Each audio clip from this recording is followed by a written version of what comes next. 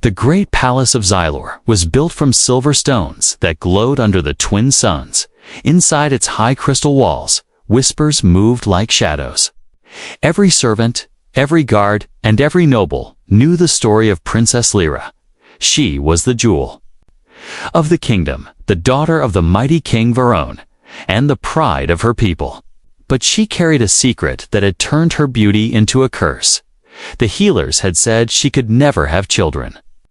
From the moment she reached adulthood, this news had spread through the palace like fire.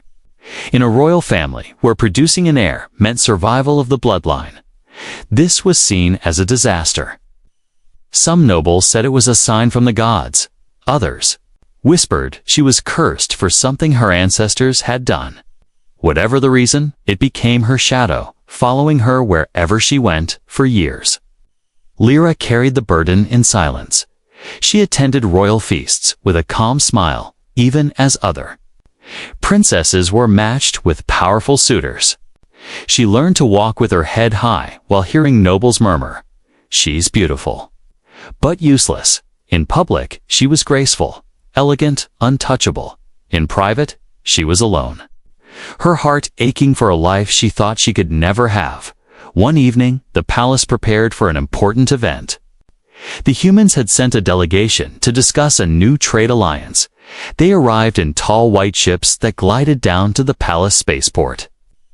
Among them was a human engineer named Daniel.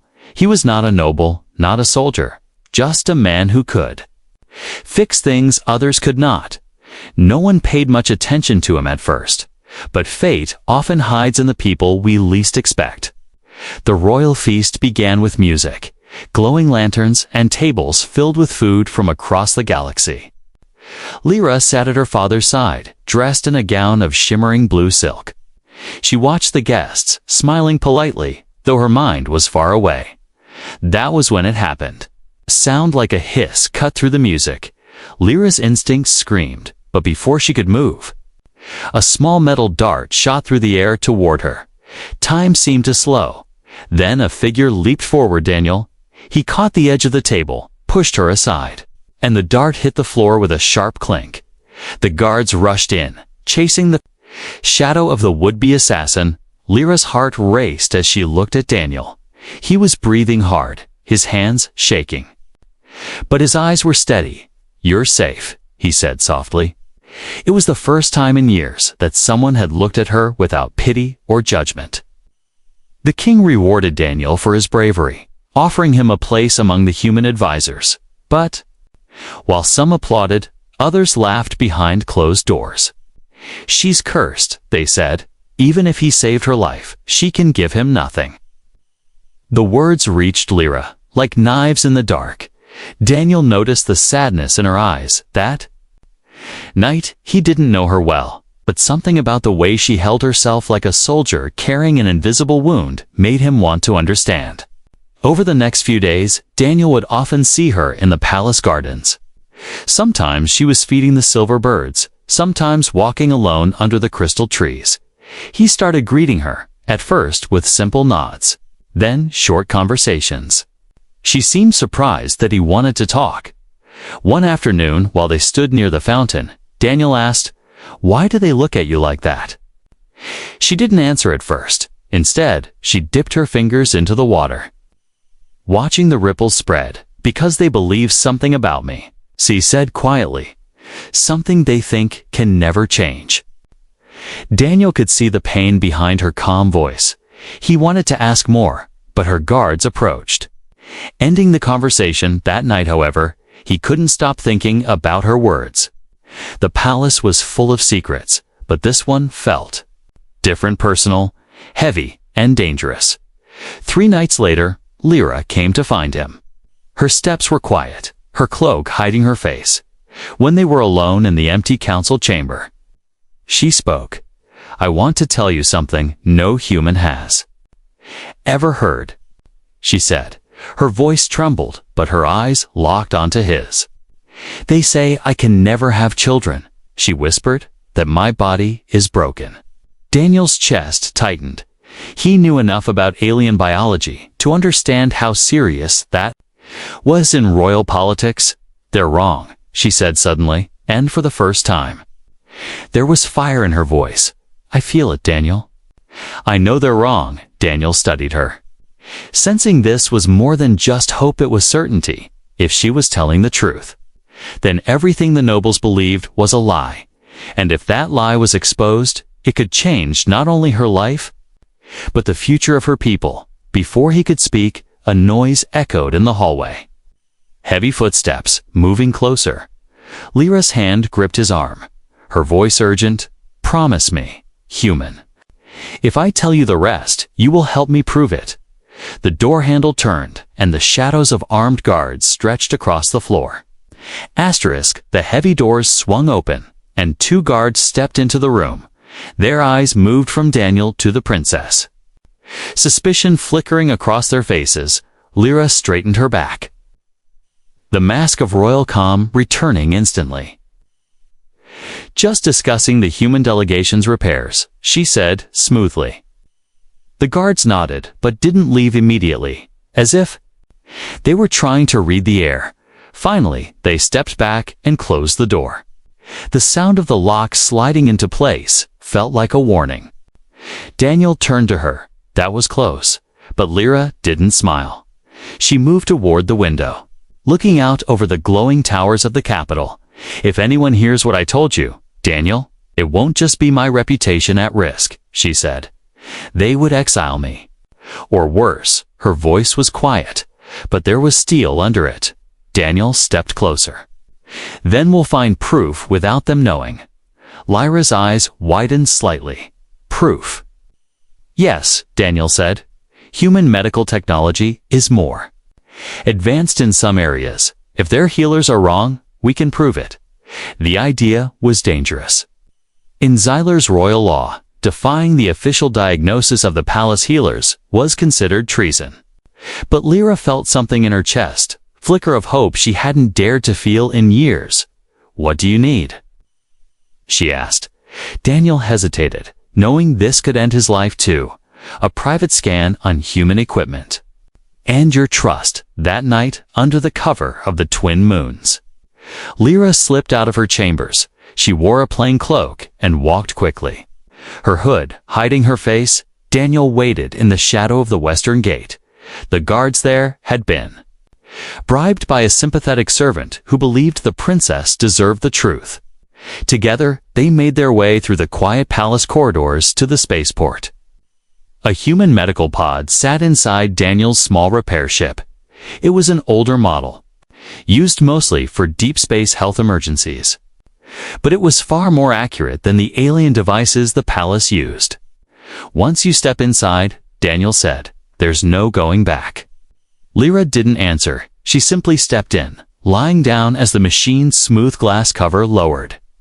Over her, soft blue light filled the pod as it began the scan. Symbols and readings scrolled across a display in front of Daniel. He had seen hundreds of medical readouts before, but this one made his pulse quicken. Her body wasn't broken. There was no genetic defect, no missing function. Her reproductive system was perfectly healthy. But with a difference, it was only compatible with certain DNA structures found in humans. Daniel stared at the result. It meant the alien healers had been right in one sense. No male of her own species could give her a child. But they had been completely wrong about her being barren. Lyra sat up as the pod opened, searching his face. "What did it say?" she asked. Daniel took a breath. "Lyra, you can have children, just not with alien men." For a moment, she didn't react, as if her mind couldn't process it. Then her lips parted, her eyes filling with something between shock and relief. "They've lied to me my whole life," she whispered. "Or they didn't know," Daniel said carefully. She shook her head. "No. They knew. If the council discovered this, they would fear the idea of a human heir to the throne." The hum of the medical pod faded into silence. Then came the sound of heavy boots outside the ship. Daniel's head snapped toward the door. Through the small viewport, he saw 2 royal guards walking toward them, their armor glinting under the docking lights. "They can't see this," Lyra said quickly. Daniel moved fast, pulling the data chip from the pod and slipping it into his pocket. The hatch door opened just as the guards reached them. "Princess," one of them said, bowing slightly. "The king requests your presence." Lyra forced a calm smile, hiding the tension in her hands. "Of course," she replied. The guards glanced at Daniel but said nothing, though their eyes lingered a little too long as they escorted her back toward the palace. Daniel stayed behind. His mind was already racing. If the council learned the truth before they were ready, they would both be in danger. That night, Lyra paced in her chamber, her heart pounding. She had proof now. But proof was also a weapon, one that could destroy her or set her free. She thought of her father, of the council, of the nobles, who had mocked her for years, and she thought of Daniel, the human who had risked everything for her when she finally stopped pacing. She looked out over the city and whispered to herself, "They said I couldn't. Now we'll show them I can." The morning after the secret test, the palace felt different. It wasn't louder, yet the air carried a tension Lyra could feel in every step she took. Servants avoided her gaze. Guards exchanged glances when she passed. Whispers drifted down the marble halls like a cold breeze. Someone had seen her leave the palace last night. At breakfast, she sat beside her father, the king. The long table was filled with council members, generals, and foreign guests. Daniel sat at the far end. Surrounded by human advisors, he kept his head down, but his eyes occasionally met hers. Every time they did, it felt like the room grew smaller, as if all the eyes in the hall could see the secret they now shared. Halfway through the meal, a noble leaned toward another and muttered just loud enough for her to hear, "Strange, isn't it, how the princess suddenly enjoys human company?" Another chuckled softly. "Maybe she thinks they can fix more than broken ships." Lyra's hands tightened around her cup, but she didn't respond. Her life had taught her how to wear a mask, but behind that mask, her mind was already racing. If rumors spread too quickly, the council might take action before she and Daniel were ready. Later that day, Daniel was stopped in the gardens by a palace servant he had spoken to before. The man glanced around before speaking. "They're talking about you, human," he warned. "They say you've been alone with the princess, that you're filling her head with dangerous ideas." Daniel frowned. "Dangerous ideas?" The servant nodded. "Ideas that could change who sits on the throne." Before Daniel could ask more, the servant bowed quickly and walked away, leaving him alone under the watchful eyes of the royal guards stationed nearby. That evening, Lyra summoned Daniel to the library. The huge room was empty except for the flickering glow of the wall torches. "I think the council suspects something," she said. "They don't know about the test, but they know I trust you. And they fear what that means." Daniel leaned against a shelf, his brow furrowed. "Then we have to be careful. If they connect the rumors to the truth, they'll try to control you or worse." Lyra's gaze hardened. "I've lived my whole life under their control. This is the first time I've had hope." "Daniel, I won't let them take it." Just then, the heavy library doors swung open. A tall figure entered. Lord Careth, one of the oldest and most respected council members. His eyes, sharp as glass, flicked between them. "Your Highness," he said smoothly. "And the human engineer." Daniel straightened, sensing the hidden edge in the man's tone. Careth stepped closer, lowering his voice. "The people expect certain behavior from their princess. Spending too much time with an outsider might confuse them."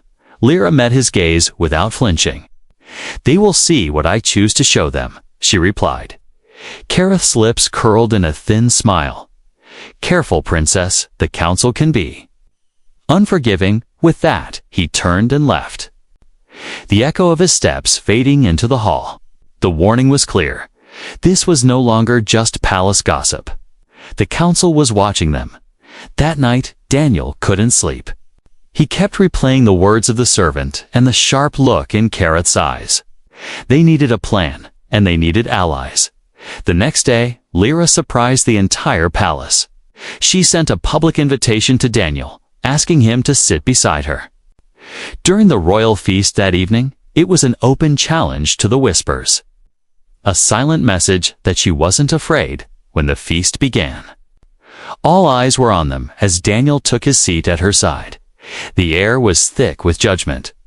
Nobles watched with narrowed eyes. Soldiers exchanged whispers. Lyra poured Daniel a glass of golden wine herself, smiling as if nothing was wrong. But under the table, her fingers trembled slightly. She knew this move would provoke someone, and she was right. Halfway through the feast, Lord Kareth stood, his cup in hand. He smiled, but there was no warmth in it. "Your Highness," he said, his voice carrying across the room. "Do you truly believe this? Friendship is in the best interest of the throne." The hall fell silent. Lyra set her cup down, her eyes calm but cold. "I believe in what is true," she said, "and the truth will come to light, whether the council likes it or not." A low murmur swept through the crowd. Some looked shocked. Others intrigued. Kareth's smile faded, replaced by something harder. "You have no idea what you've just done, girl," he said quietly.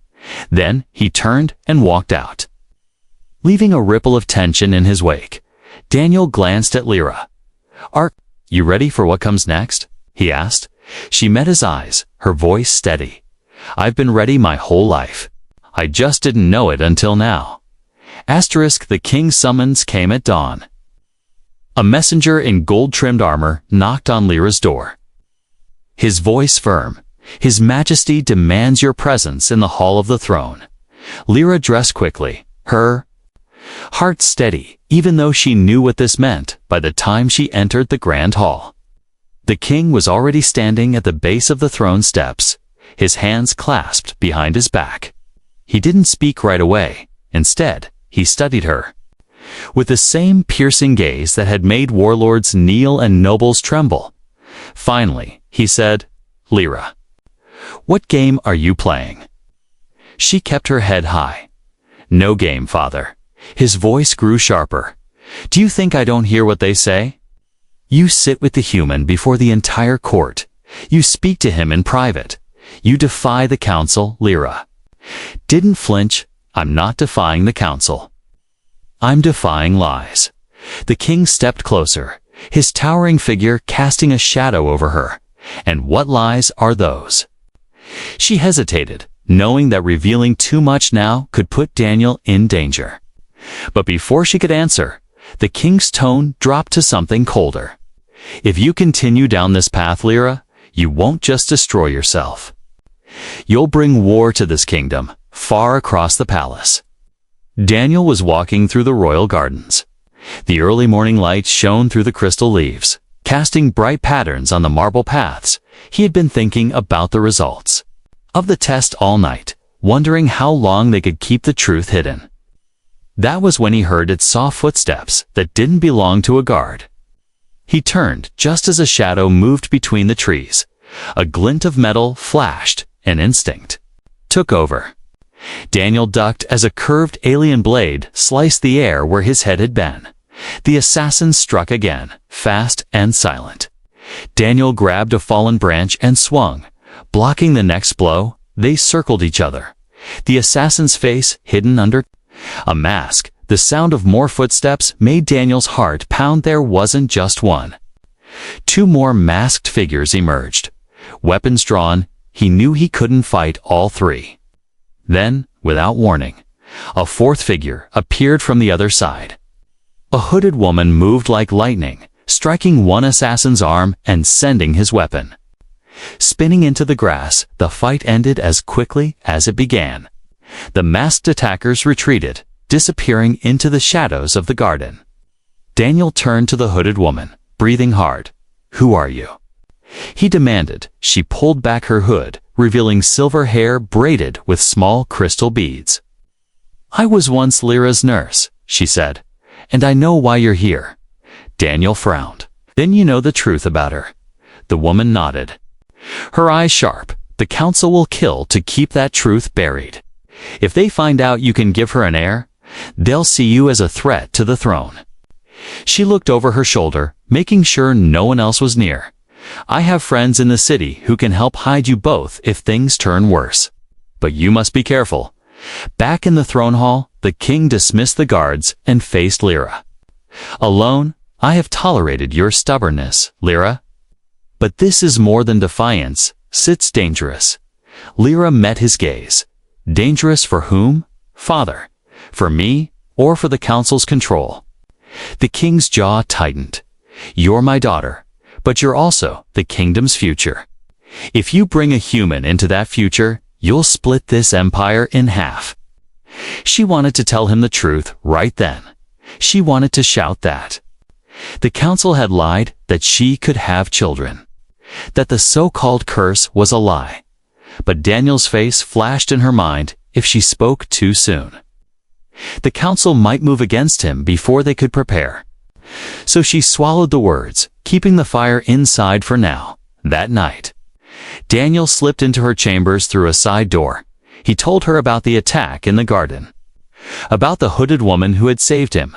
Lyra's expression turned to a steel. They've already started, she said. The council won't wait. They'll try to remove you quietly. Daniel leaned forward. Then we need to be louder than they are. We need proof strong enough to make even the king listen. From the shadows near the window, the hooded nurse stepped into the light. I can get you that proof, she said. Lyra's eyes widened. You? The nurse nodded. I have kept records hidden for years. Documents and old medical reports that show the truth about your bloodline. But we'll need to leave the palace to get them. The three of them stood in the quiet of the room. The risk? Clear in all their minds. If they were caught, it would mean exile or death. But Lyra didn't hesitate. Then we go, she said. Daniel looked at her, seeing not just a princess, but a fighter. And for the first time since coming to this alien palace, he truly believed they might win. The palace slept under the silver glow of the twin moons. But in one shadowed corridor, three figures moved silently. Lyra, Daniel, and the hooded nurse walked quickly, keeping close to the walls. Every corner they passed felt like it could hide a spy. Every flicker of torchlight made Daniel's hand twitch toward the small plasma cutter on his belt. The nurse led them to an old storage wing of the palace, long abandoned. Behind here, she whispered. Pressing her palm against a cracked panel, the wall shifted, revealing a narrow passage hidden between stone and crystal. This tunnel leads outside the palace walls, she said. It was built during the old wars as an escape route. And no council member remembers it exists. The air inside was cool and dusty. Lyra's gown caught on the rough edges of the wall as they walked. She had never left the palace without guards before. But tonight, there was no fear in her step's only purpose. Daniel walked just behind her, watching for any movement in the shadows. The tunnel opened into the quiet streets of the lower city. Here, the lights were dimmer, the buildings older. Few people wandered at this hour. The nurse guided them through narrow alleys until they reached a small metal door at the base of a crumbling tower. She unlocked it with a code only she seemed to know, and they stepped inside. The room smelled of old paper and machine oil. Stacks of metal crates and glass cases lined the walls in the center. A single terminal flickered to life as the nurse powered it on. These records are from before the current council took power.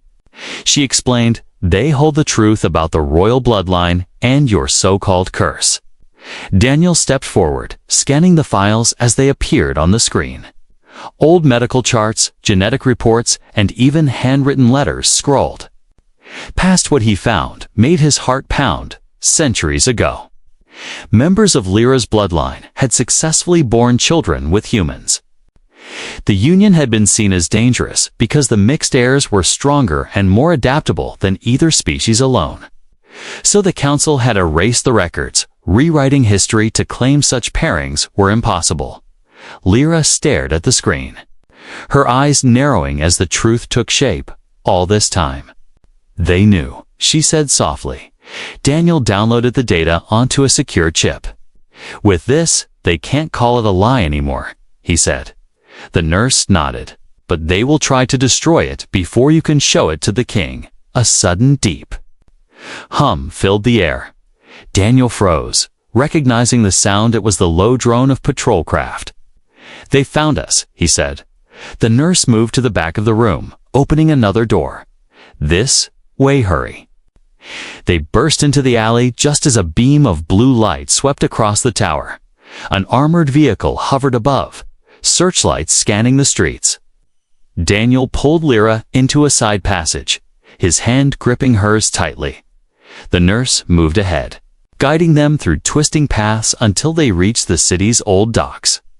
A small transport ship sat there, patched with mismatched metal plates. Daniel jumped into the cockpit, firing up the engines. The nurse sealed the hatch behind them. As the patrol craft descended, "Hold on," Daniel shouted.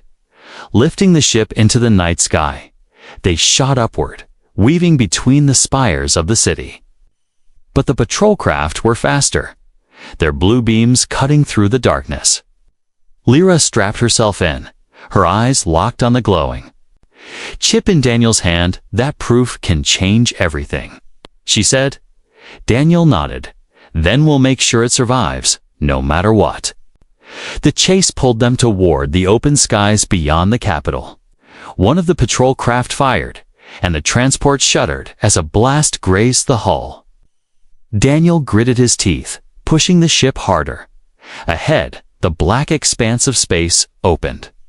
Like a door, they cleared the city's defense ring just as two more enemy ships appeared on the scanners. The nurse's voice was steady despite the chaos.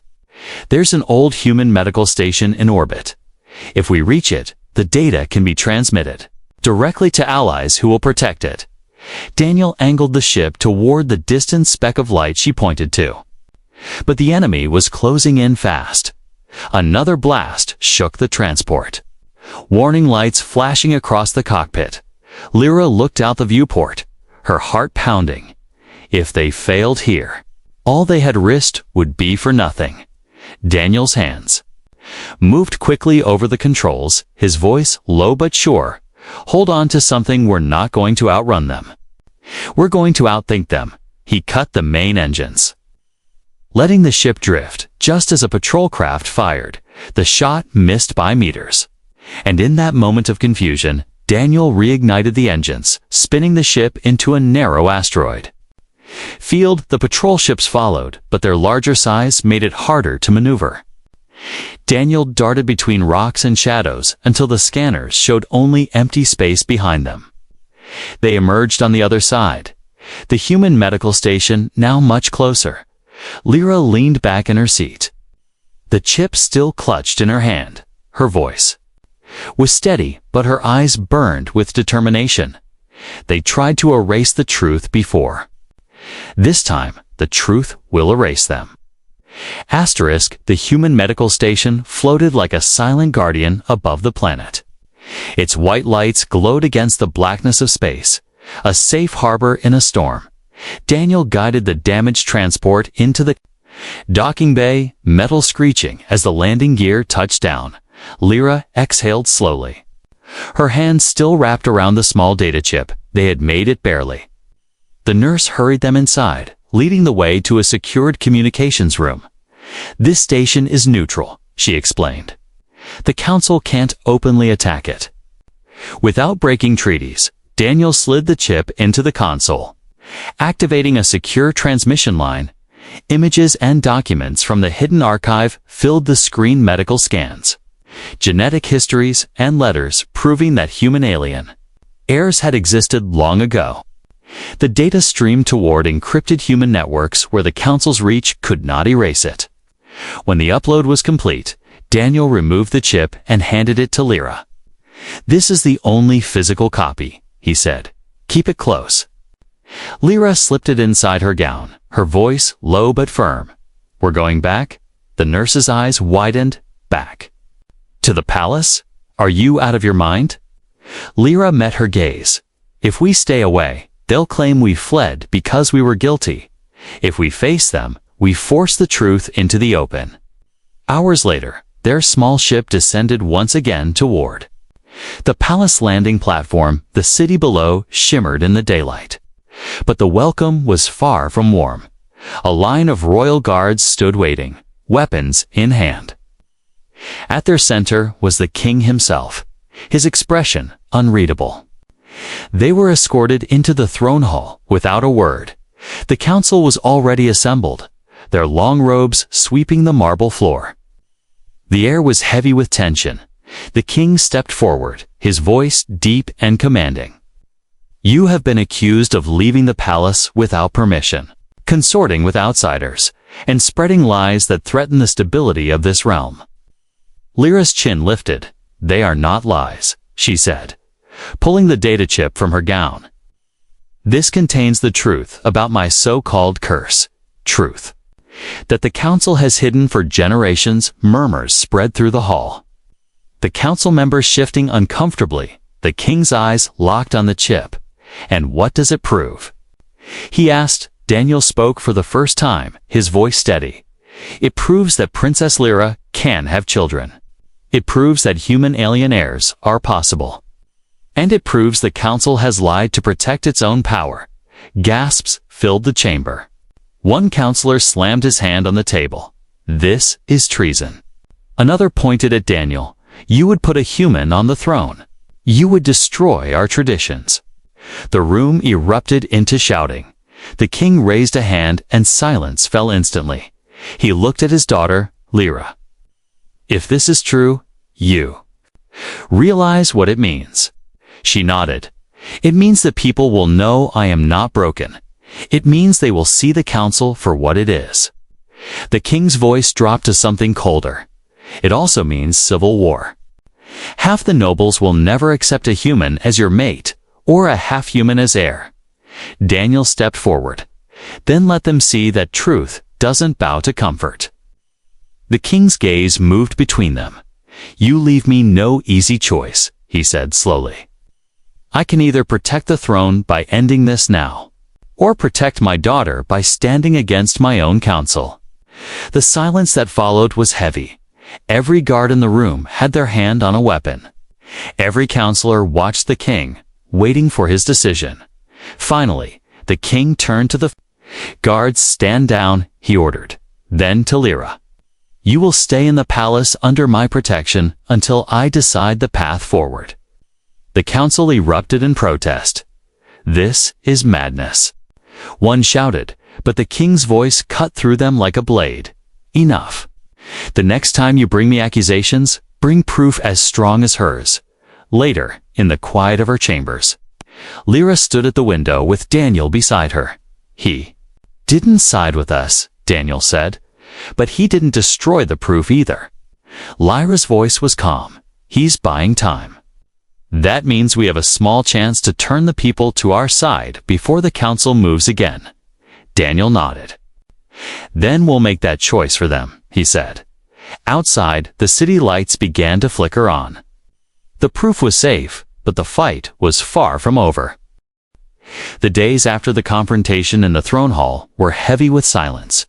No official announcements were made. But the palace corridors buzzed with tension. Servants moved quickly and avoided eye contact. Council members spoke in hushed voices. Behind closed doors and through it all, Lyra felt the weight of every glance that lingered on her. Daniel stayed close, though he knew his presence only added fuel to the whispers. They had proof now, but proof alone would not win the kingdom. The people needed to see with their own eyes that the truth was real. The nurse worked quietly in the background, spreading small pieces of the old records to trusted allies, in markets, in temples, in the busy ports.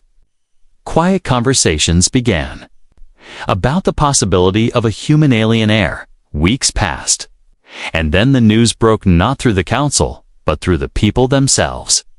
Merchants told travelers, travelers told soldiers, and soon the story spread faster than the council could stop it. The palace gates were surrounded not by angry mobs, but by curious citizens. They wanted to see the princess, the human, and the future that had been kept from them. Inside the throne room, the king sat in silence, his eyes on the floor. Lyra stood before him, her hands steady at her sides. Daniel was at her shoulder, ready for whatever would come. Finally, the king spoke. "If I protect you, I risk the stability of the throne. If I betray you, I lose my daughter. And now the people know.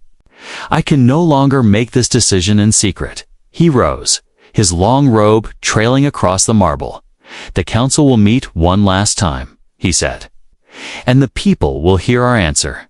That night, Daniel and Lyra stood together on the palace balcony. Below them, the city lights stretched like a sea of stars. "You're not afraid?" Daniel asked. Lyra smiled faintly.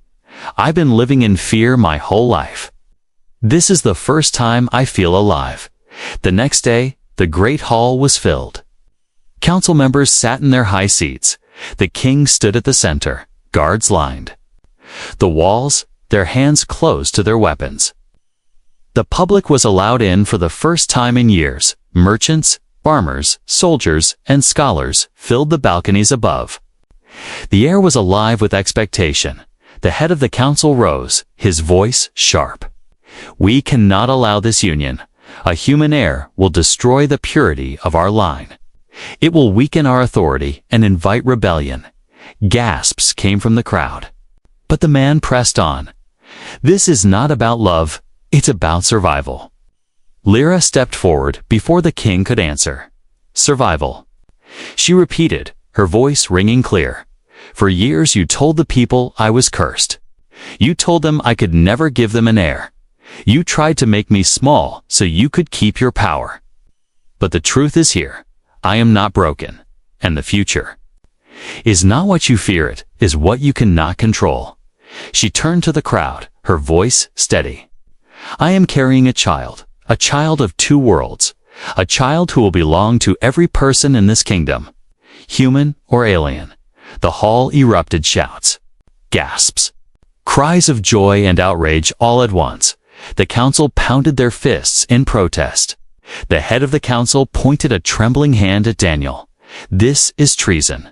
Remove them both." Guards stepped forward, but the king raised his hand. "Stand down," he commanded. The room froze. The king's voice grew deeper.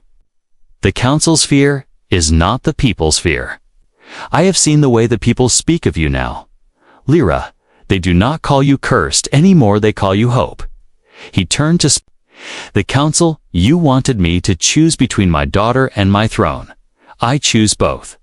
This union will stand. The child will be the heir. And anyone who moves against them moves against me." The hall shook with the roar of the crowd. Some shouted in joy, others in anger. But the decision was made, and no one dared defy it openly. The council members exchanged dark looks, but they knew the people's eyes were upon them. Months later, the palace was brighter than it had been in years. Flags of both human and alien design hung side by side. Lyra's pregnancy was no longer a secret, but a celebration. When the day finally came, the kingdom held its breath.